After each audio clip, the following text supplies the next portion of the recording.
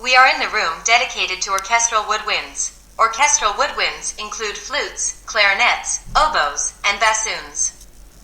On the side of the room, there is a large display case containing many instruments, allowing visitors to have an overview of their evolution rather than focusing on individual pieces. The displayed instruments showcase a variety of mechanics and construction materials, including glass, ivory, bone, boxwood, rosewood, ebony, rosewood, maple, silver, and brass.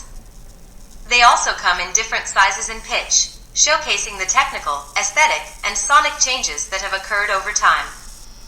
On the left side of the display case, from top to bottom, there are ebony flutes with various mechanics, built between the second half of the 19th century and the first decade of the 20th century, along with a collection of piccolos and various sizes of fifes. On the middle shelf, there is an ensemble of 4 American fifes from the Civil War era, which were part of a fife and drum group. These instruments have a slightly different intonation, creating a noisy sound that disoriented opponents.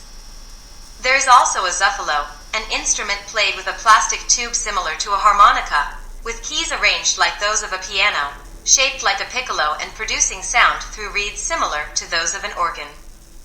On the lower shelves, there are boxwood and ivory clarinets in various pitches and 3 maple bassoons.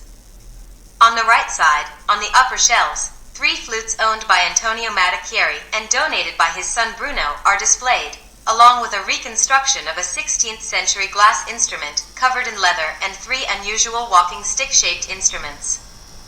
There are also 2 18th century ivory flutes, boxwood and ivory flutes, including one with 3 interchangeable bodies to play at different pitches. On the lower shelves, there are rosewood flutes, a basset clarinet, and English horns.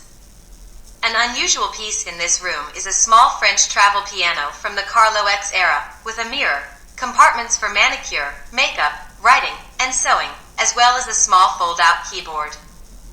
On the short wall of the room, there is a cabinet piano, which is a grand piano turned vertically to reduce the size of the large grand pianos. It has a front panel that can be opened to increase the sound, similar to opening the lid of a grand piano. In this room, there are 2 harps. One of them is a cross-strung harp, built between the late 19th century and the early 20th century by Gustave Lion, director of the Pleyel Company. This particular type of harp has no pedals. The right hand plays the white strings, i.e., the natural notes, while the left hand plays the black strings, the altered notes.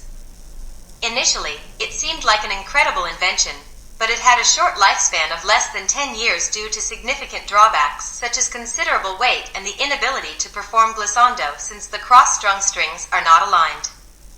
The other displayed harp was built by Louis-Joseph Dominy in France in 1857 and is considered the first instrument to have the characteristics of modern harps, including the double action mechanism.